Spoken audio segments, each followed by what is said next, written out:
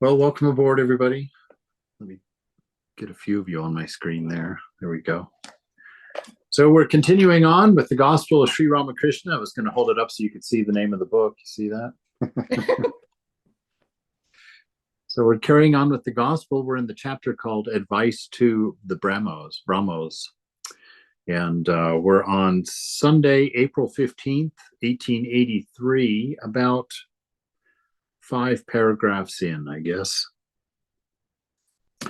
And Thakur is having a conversation with Surendra at this puja, the Annapurna puja that he's been invited to. So they're sitting around. He's thrown the bolsters away. Remember, they brought the pillows in for him to be propped up comfortably, and he wouldn't accept it because that was rajasic.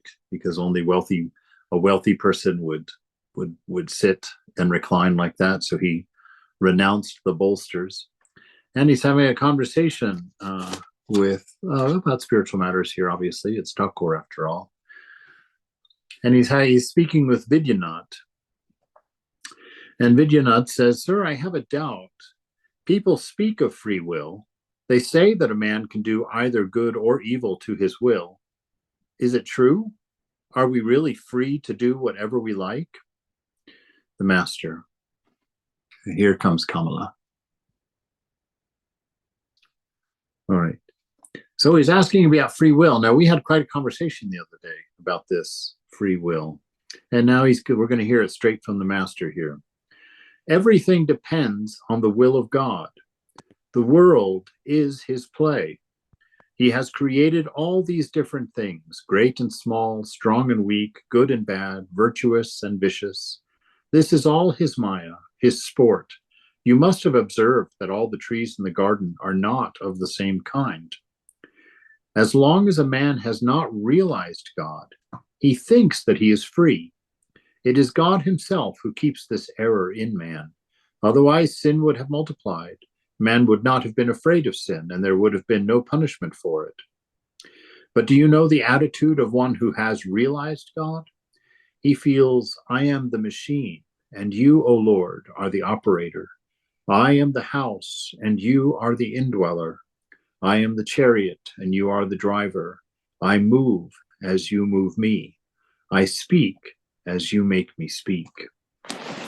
And so there we see quite clearly that free will is the idea of free will is given to us really because it makes us take responsibility for our actions. It makes us feel responsible for what we do, and so that is the impetus for karma. It's because we believe that we're the body mind. It's because we believe that we act in free will, that we take responsibility, and that taking responsibility, that owning, that attributing me and mine to our actions is what produces our karma and what produces our actions in the future, or the tendency of our actions in the future. And so this idea of karma or this idea of free will, uh, for all practical purposes, yes, we have free will. You know, Thakur mitigates it a little bit by saying it's the length of the tether that a goat is tied to a pole with. So only within a certain boundary we have free will. And we mentioned what is that? What are the things beyond that tether? Well, the things beyond that tether are where you're born, the gender you're born as, the wealth of your parents, the nationality you're a part of, your likelihood to get a good education, whether you're rich or poor. All of those things are beyond the tether of the goat. So you don't get choices about those things, as far as we know. And so that's what lies beyond the tether. But once you're here and you're acting out with the attributes that you've been given in the circumstances and conditions that you've been given, well, within those, you seem to be free to roam, to do whatever you'd like to do within those things. But ultimately, we find that also is illusory. Because if the ultimate truth is one without a second, right? Whose will is there? How many wills are you going to count? And if the ultimate truth is thou art that, and everything depends upon the will of God, You get an interesting puzzle forming. But this divine will is one that transcends our consciousness, our small mind, and our experience. This universal will, the universal will, as you will, is is not, but belongs to no one and belongs to everyone. You know, we all play our role in it, but none of us, no ego, can possibly claim responsibility for it, nor manipulate it or change it. You know, that it is as it is. And the question gets even more interesting and more fun to ponder when you take into account the idea that this moment alone is real and that this moment never ends. So there is no past and there is no future in it, you know, no attachments and no desires. So where is their will? And then if you talk about the divine will and you take into the account that the ultimate reality is the divine, unchanging, unmanifest, you know, that God, the supreme Brahman, doesn't change, is outside of time. Where is their will in that scenario? So it's a complex question that can be asked from many different angles. But what Thakur is saying here is that the universe carries on. It's God's will that determines things. Our sense of a free will is illusory. And if we argue about it, the Thakur is willing to give us the length of the rope that we're tethered to a pole with, saying that we can move freely within that, because it's that sense of free will, that sense of free choice, that has made us responsible for what we do. And that responsibility for what we do is our karma. And our karma is what ultimately frees us, right? Because karma is Maya's way of teaching us truth, of setting us free. Maya will never be a home for us. It's why we can never be satisfied here. The big reason for that is that this is illusory. It's a dream. So in a dream, you can eat and eat and eat and eat and eat. But as soon as you get up, you're going to have breakfast because it's illusory. It's unreal. And so this karma idea that's born of this idea of free will is our teacher. It is the guru of Maya, as it were.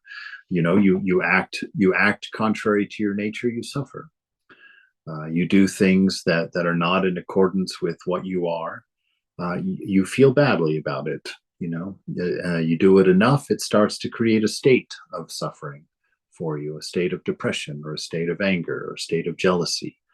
And we begin to act out of that place, and that takes us even farther out of balance. And so this idea of free will is very important, because it will help us to consider our actions. And through the consideration of those actions and the response of the universe toward us for those actions, ultimately teaches us who we are, ultimately manifests to us the idea of Satchit Ananda. And we see that it's the actions of love that we find pleasing and beautiful, that it's scenes of harmony that are considered beautiful by the mind, that we recognize God. You know, if we begin looking at beautiful things and questioning ourselves, why do you find them beautiful? If you ponder it enough, you're going to find the name of God in it. You know, something about that reminds you of your divine nature. And things that remind us of our divine nature, we find beautiful. We find them uplifting. I mean, we need to talk about the flip, the ugly things, the horrible things, COVID, war, cancer. I mean, yeah. Okay. I mean, what you explained is I get that, you know, personally, if I do stupid things, I get that results. It's a good learning experience. But these bigger things, you know, is it God's will that there's a tsunami, you know, like, could you speak to that? Yeah. Well, I'm going to start from a rather unorthodox place and say that God does not have a will. You know, God is, and what God is. He lives outside of time, outside of cause and effect, outside of time-space causation, past, present, future, all of those things, do not belong to the divine, to the ultimate divine. And so,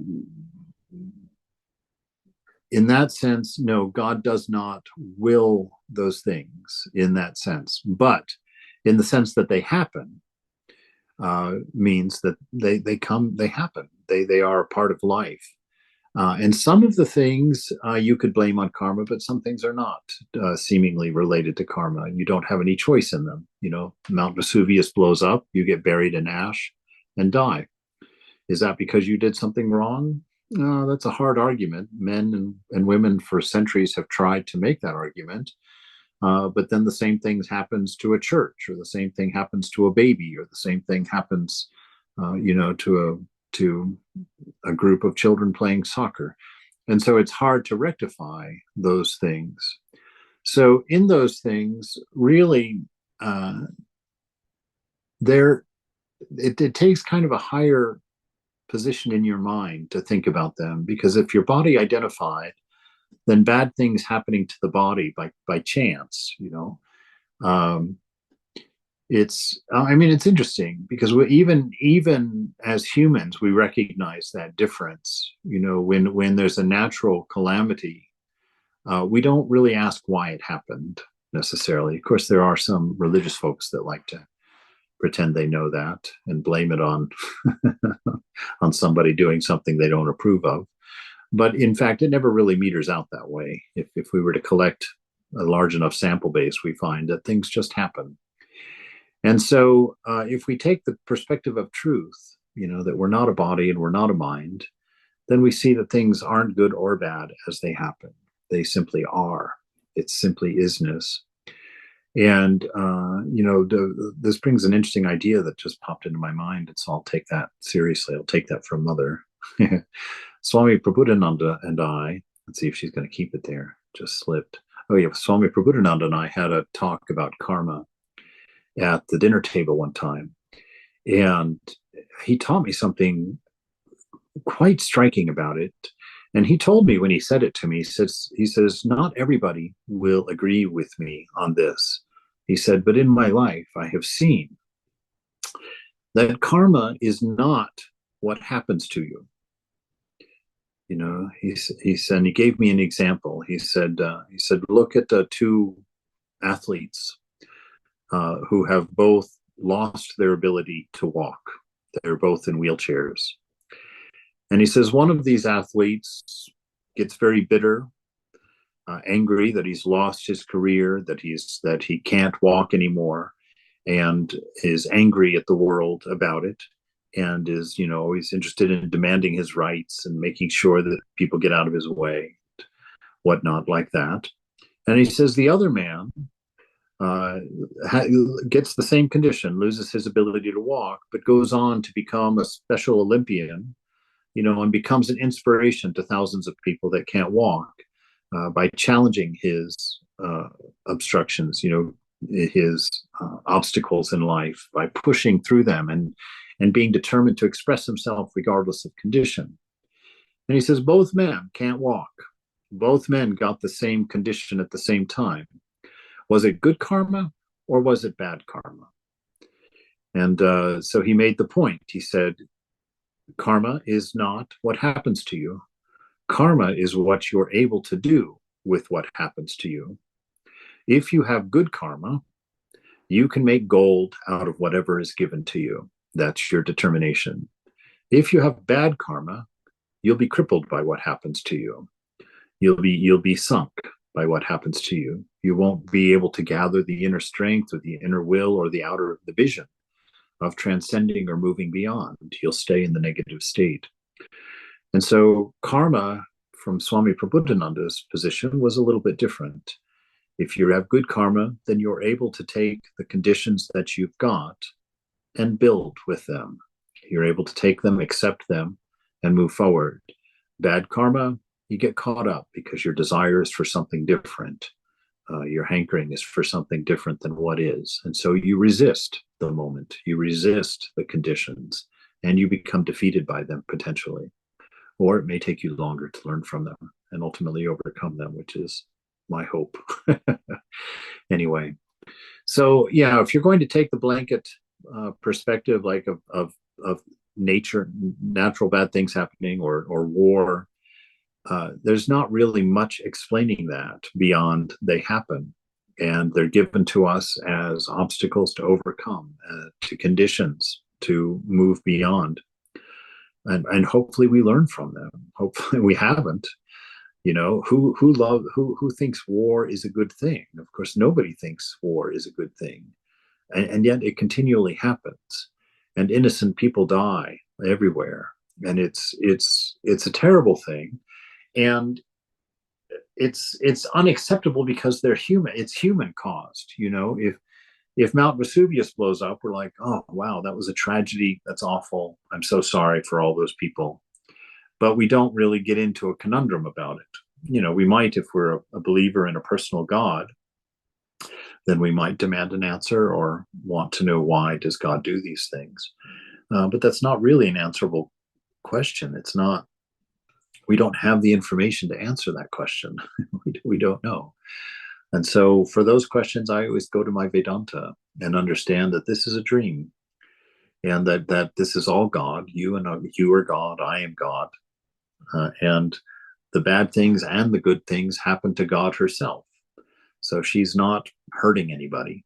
She's not beating anybody. She's not being unfair in that sense. It is her own play. And she is the one that suffers, and she is the one that rejoices in the end, in the ultimate truth. That may or may not be satisfying to us at this point. But in that case, we just do our practice, just sit there and go to that place of non-thinking and raise the question to the divine, and see what answer you get in it. See what you can plumb in the depths of your own self. So is that a good non-answer? Well, it's enough to make me an atheist, but well, that's not a bad place to be. People are asking a lot, like, there's a lot of media like describing the hostages and Gaza and everything, and people are like losing it. They're losing their faith in God. Mm-hmm. Because I don't know, it's like, well, what part of it did God do? I think is God allowed it. That's but who allowed it? Like, God didn't make a miracle. I don't know, Swami. Yeah, blaming God for these things is a total and utter cop-out. There are plenty of people who were in charge, in line, and had full capability of stopping at any point any of these things. So these questions for God are best offered to ourselves. Why did we allow it? Why did we come up with it? Why couldn't we find another path forward aside from slaughter? And quite often it's the religious people who are driving it, whether it's politicized or not. It still comes from that angle. And so, all of that we can get mad at God. Nobody cares. It's not going to change a single thing. You can stop believing in that if you want to. Not going to change a thing. Certainly the war is not going to end, and it's not going to be the last one for it. So now you've gotten rid of God, you've thrown him out the window, and the war is going on. And the next one will start when this one's finished. So what has been accomplished? What needs to happen is we need to stop blaming the man in the sky and start looking at our lives and how we live. Do we cause strife in our selfishness? When somebody attacks us or hurts us, do we respond in kind? Do we go and the answer, of course, the case of the United States is absolutely. We go after them for the next 25 years. But us as people is where it happens, because it's us as people that create this world, that create the world that we live in. We create the reality that we have. And, we have to come down and ask ourselves in our day-to-day lives. It's like, am I living a life that leads to peace? Am I promoting peace? Am I promoting love in the way that I'm treating the Palestinians and the Israelis at work? Or am I carrying on that violence, by having certain thoughts about certain groups of people. It's not a problem for God. It's a problem for you, and it's a problem for me to work out. And this is our striving. And this may be why these things happen, because it makes us strive. It makes us see what selfishness does, what arrogance does, what egoism does. It makes us understand that oppression doesn't work and doesn't create love and doesn't create peace. How long will it take until we learn it? That's the question we ask. Why are we so ignorant toward it? That's the question we wonder. Wondering about God and putting it off on God, it's meaningless. It might be a nice internal struggle for us, but it's not going to answer anything. It's not going to give us anything to work with. So we have to bring it down to our, yes. It's free will, like we're looking at ourselves, what am I doing? Well, that's implying that there's free will, right? Well, there is free will from our perspective, because God has put that error in us to take responsibility for what we do. So yes, we have the illusion of free will, there's no doubt. And as long as we believe ourselves to be a body mind, we will persist in that understanding, because it's necessary to believe in that at the level that we operate without a higher knowledge. But ultimately, is it true? No. The thing I pointed out the other day, when you read a book, you're reading a good novel. You read those characters are all making decisions. Everybody in the book is making a decision. Wherever your finger is in the book, that's what they're up to. They're doing this, they're doing this. Do any of them have free will? Of course not. The book ends the same way every time, no matter what. Are you going to stop reading the book because it ends the same way every time? Absolutely not. Because you're engaged and you're interested and you want to see what choices they make and what happens and where does this go and how does it come out. So is the question really pertinent about free will? It doesn't matter to us. When you're reading the book, you are where you are and you're waiting for the outcome. You're going to blame certain characters for certain things. It's going to cause a certain way for the plot to to reveal itself to you as you read the book. But there's really, in actuality, no free will. But we still accept it. We still look at it. We still are interested in it. We're still engaged in it. And so it's the same thing for us. It's like, is there free will or not free will? Doesn't matter. You think there is, you'll experience the world as it is, and we go forward in that. And we work with that. We use that idea of free will to find God. We use that idea of free will to not do the things that harm ourselves and others. We use that free will to change, to transcend, to mature, to ripen as human beings. So that's the thing of it. If I said there's no free will, because ultimately there isn't, and then you decide to live a life without free will, you won't be able to do it.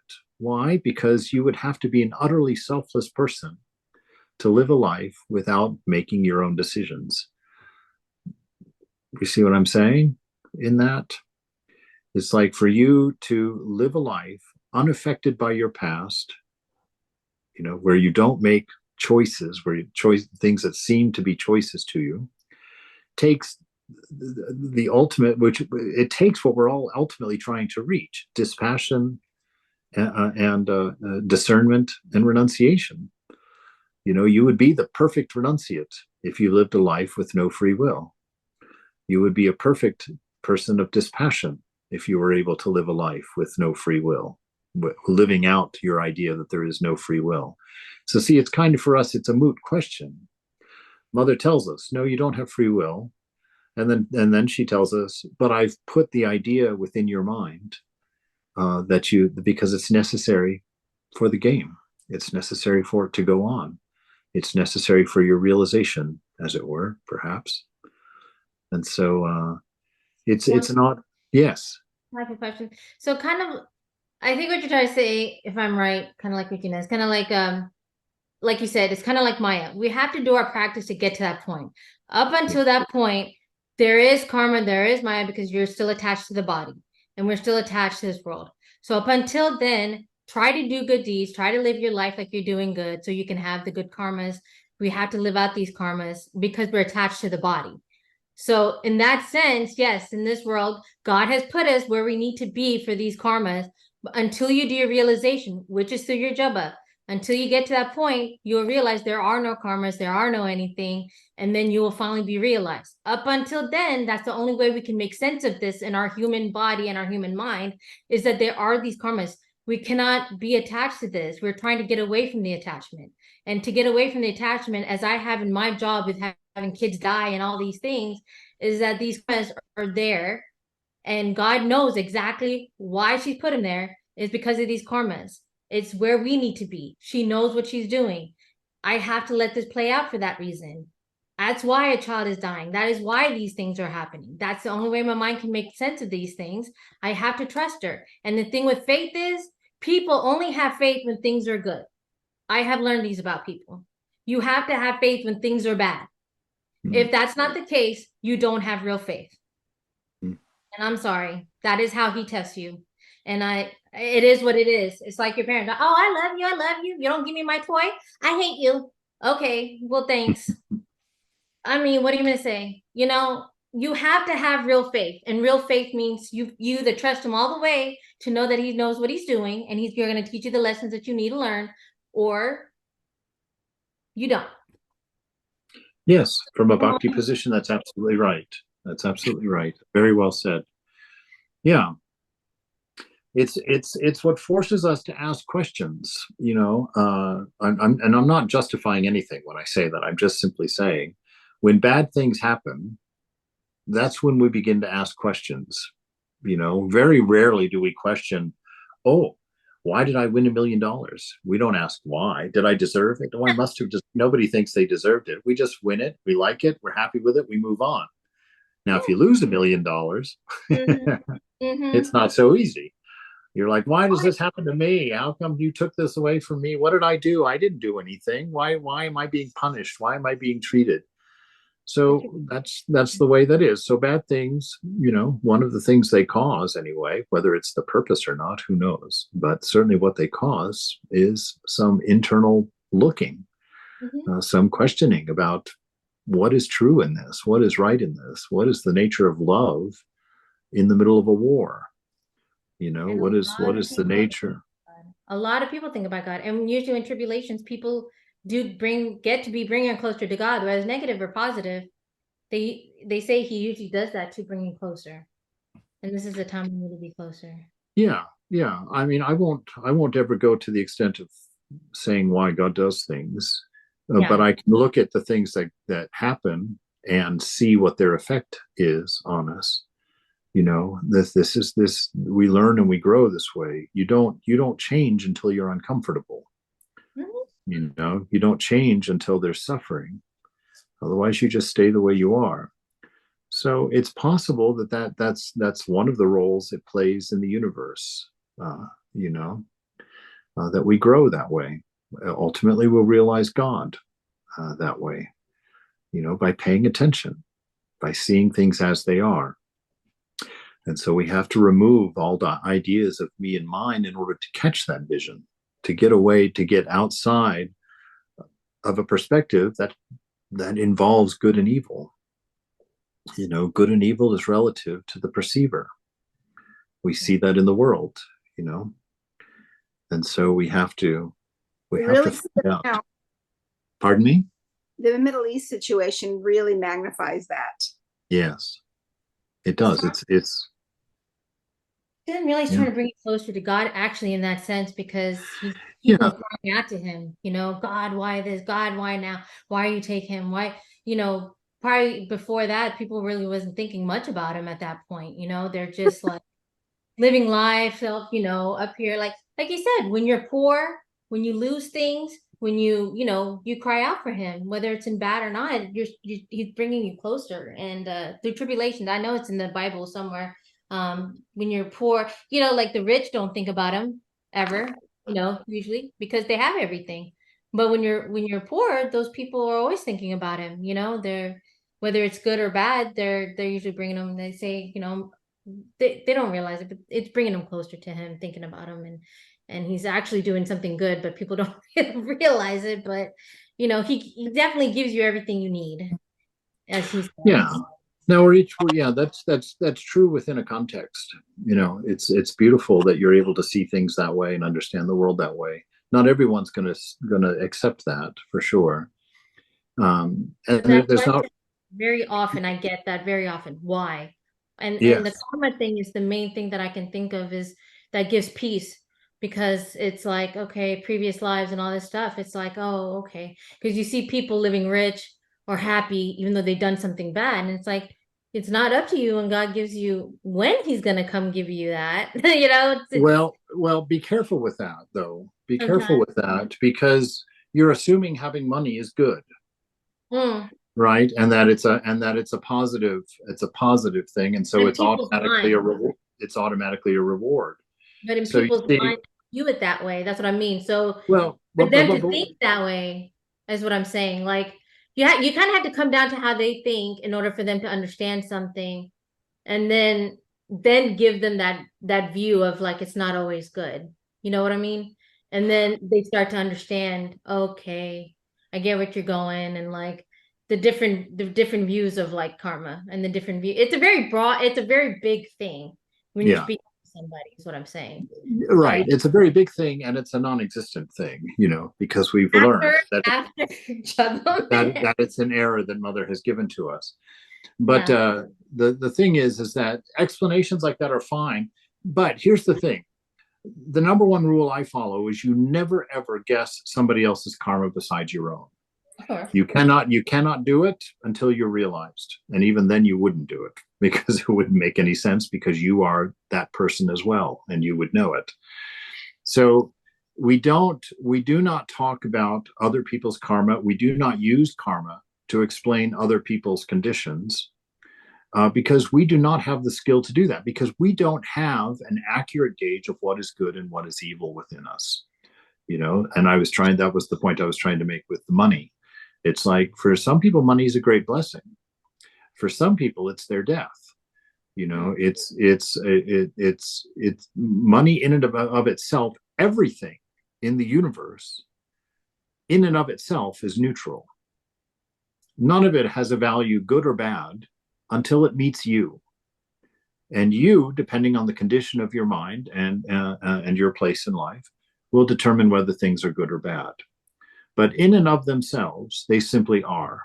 It's simply isness, Which, what I try to say is, when you get to that point at the end, it's like you have to get to a point of not judging. You know what I mean? Like in the book of, like in the Bible and stuff, you just have to learn to love and see something for yourself, and see the good in something, and see the positive in something, and learn to accept. And at some point, like you said, you may not get answers for everything, and you have to be okay with that.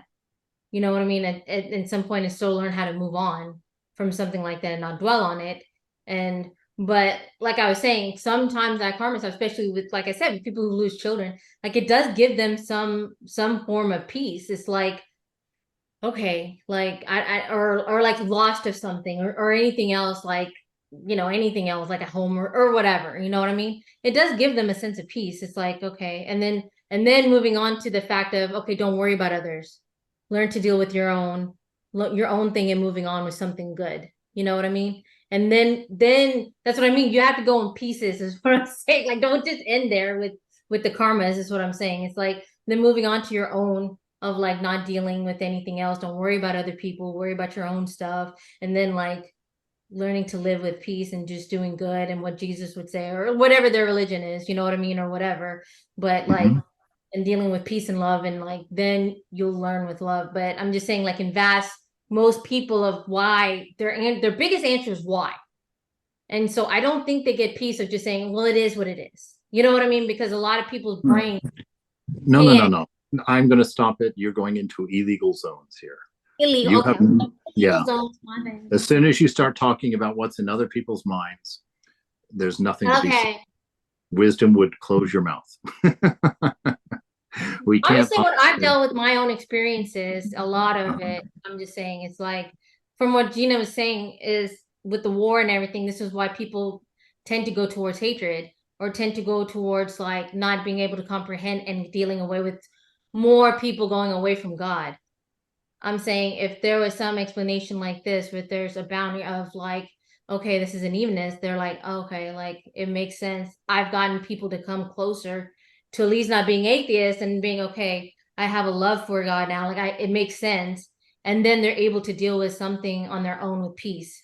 That's all I'm saying. Those are my experiences. I'm not saying that's the way, a right way. I'm saying this is what's helped for me, for a lot of people who've gone atheist and away from God during these moments. It's made sense for them.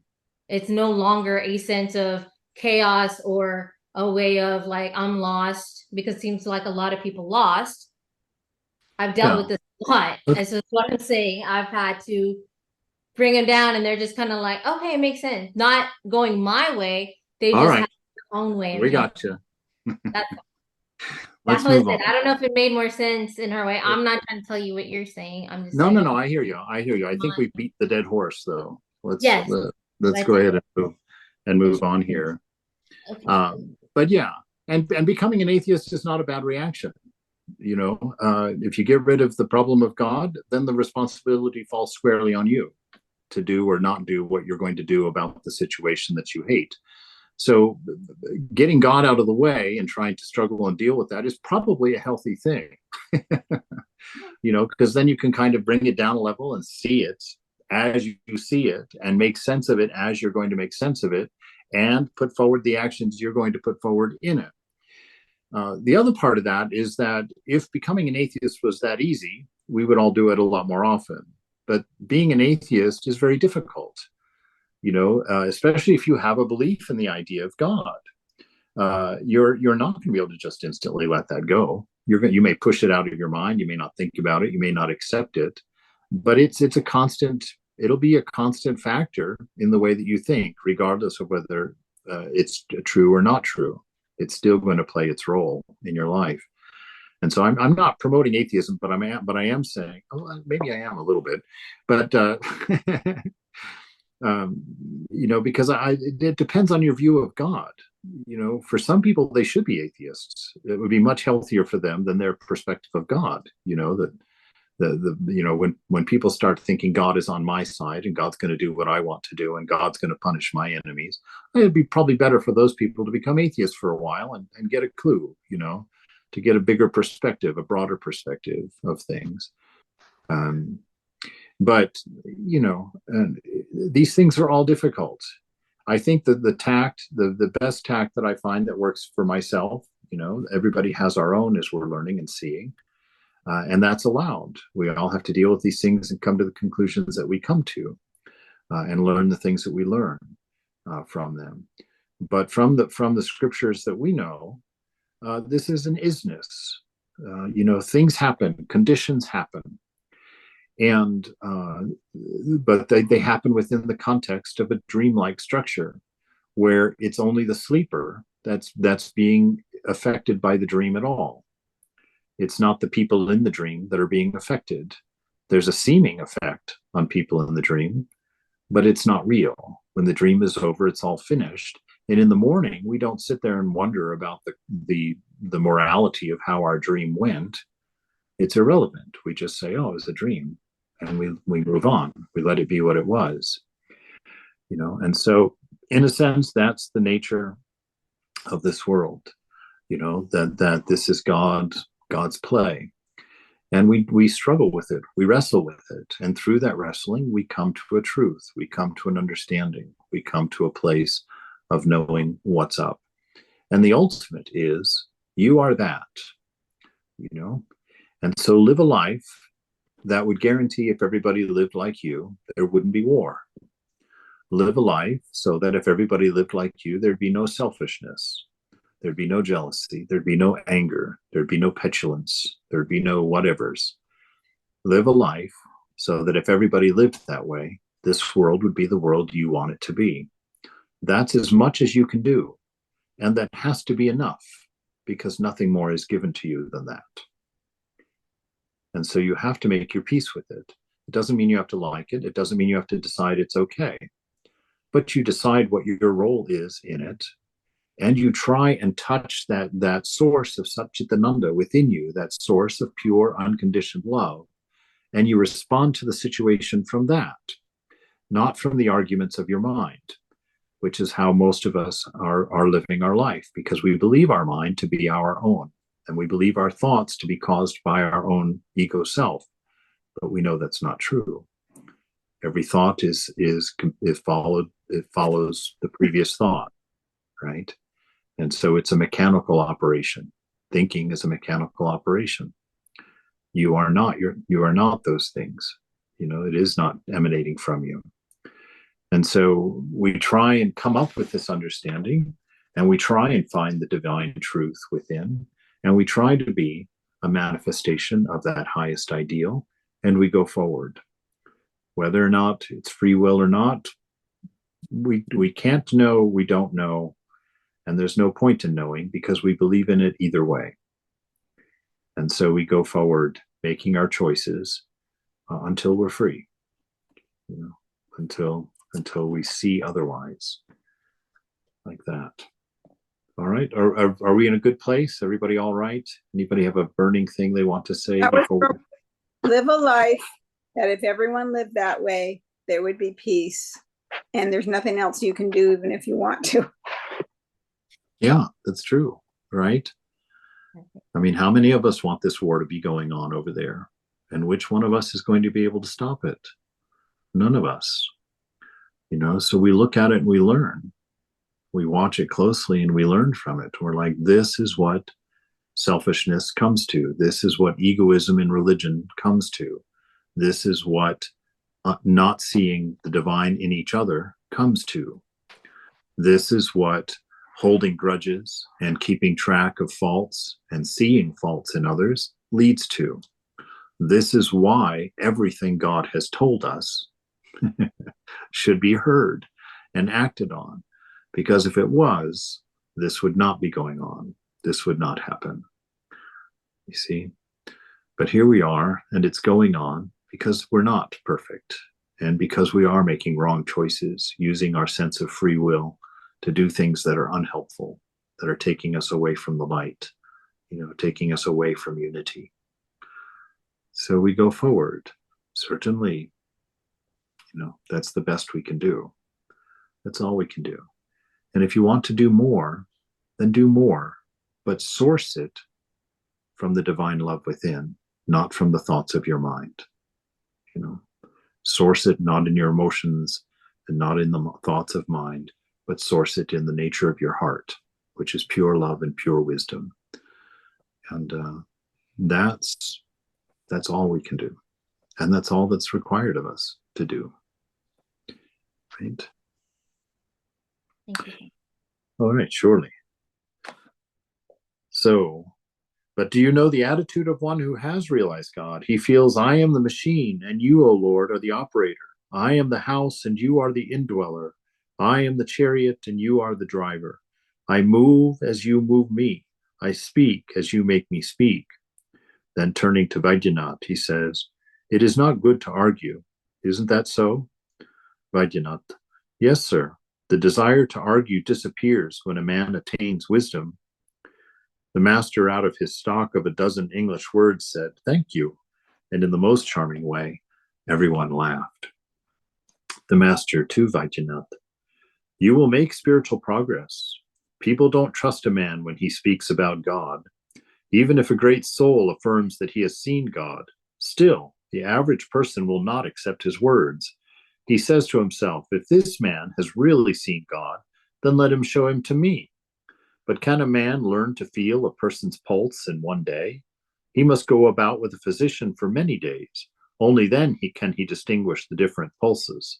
He must be in the company of those with whom the examination of the pulse has become a regular profession. Can everyone pick out a yarn of particular count?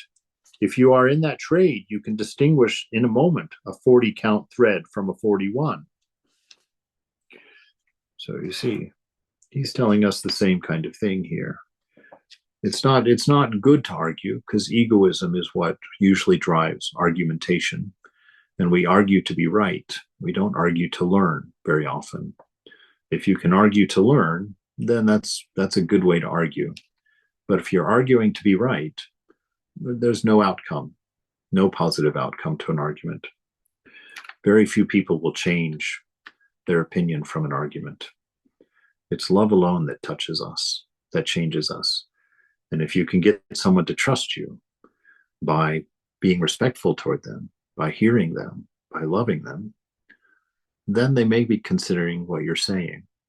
They might be changed by who you are, but they definitely won't be changed from an argument very often. The kirtan was about to begin. Some Vaishnavas, 750, some Vaishnavas were seated on one side with their mridangas and cymbals, their drums and cymbals. A drummer began to play on his instrument preparatory to the singing. The sweet and melodious sound of the mridanga filled the courtyard, calling to mind the ecstatic kirtan of Sri Gauranga. The master passed into a deep spiritual state. Now and then he looked at the drummer and said, my hair it's all standing on end. The singers asked what kind of song they should sing, and the master said humbly, something about Gauranga, if you please. The kirtan began. They sang about the celestial beauty of Sri Gauranga. The beauty of Gauranga's face glows brighter than the brightest gold. His smile illumines the whole world. Who cares for even a million moons shining in the blue autumn sky? The chief musician added improvised lines as they sang. Oh friend, his face shines like the full moon, but it does not wane, nor has it any stain. It illumines the devotee's heart. Again he improvised. His face is bathed with the essence of a million moons. At these words, the master went into deep samadhi. After a short while, he regained consciousness of the sense world. Then he suddenly stood up, overpowered by his spiritual mood, and sang improvised lines with the professionals, thinking himself to be the milkmaid of Vrindavan, gone mad with the beauty of Sri Krishna's form. Whose fault is it, my mind's or his beauty's? In the three worlds I see nothing but my beloved Krishna. The master danced and sang. All remained spellbound as they watched. The chief musician sang the words of a gopi. Oh, flute, please stop. Can you not go to sleep? One of the musicians added a new line. How can it sleep? It rests on Krishna's lips. The master sat down. The music went on. They sang, assuming the mood of Radha. My eyes are blinded. My ears are deaf. I have lost the power of smell. All my senses are paralyzed. But alas, why am I left alone? Finally, the musicians sang of the union of Radha and Krishna. Radha and Krishna are joined at last in the Nidhu Grove of Vrindavan. Incomparable their beauty, their limitless love. The one half shines like yellow gold, the other like bluest sapphire. Round the neck on one side, a wildflower garland hangs, and on the other there swings a necklace of precious gems. A ring of gold adorns one ear, a ring of shell the other. Half of the brow is bright as the blazing midday sun. The other softly gleams with the glow of the rising moon. Upon one half of the head a graceful peacock feather stands, and from the other half there hangs a braid of hair. As the music came to a close, the master said, Bhagavata Bhakta Bhagavan, and bowed low to the devotees seated on all sides. He touched with his forehead the ground made holy by the singing of the sacred music. It was now about 9:30 in the evening. Surendra entertained the master and the devotees with a sumptuous feast. When it was time to take leave of their host, the master, the devotees, and Surendra entered the worship hall and stood before the image. Surendra to the master, no one has sung anything about the Divine Mother today. Master pointing to the image, look at the beauty of the hall. The light of the Divine Mother seems to have lighted the whole place. Such a sight fills the heart with joy. Grief and desire for pleasure disappear. But can one not see God as formless reality? Of course one can, but not if one has the slightest trace of worldliness. The rishis of olden times renounced everything and then contemplated Satchit Ananda, the indivisible Brahman. The Brahmagyanis of modern times sing of God as immutable, homogeneous. It sounds very dry to me. It seems as if the singers themselves don't enjoy the sweetness of God's bliss. One doesn't want a refreshing drink made with sugar candy if one is satisfied with mere coarse treacle. Just see how happy you are, looking at this image of the deity. But those who always cry after the formless reality do not get anything. They realize nothing either inside or outside. The Master sang a song to the Divine Mother. "O Mother, ever blissful as you are, do not deprive your worthless child of bliss. My mind knows nothing but your lotus feet. The King of Death scowls at me terribly. Tell me, Mother, what shall I say to him? It was my heart's desire to sail my boat across the ocean of this mortal life, O Durga, with your name upon my lips.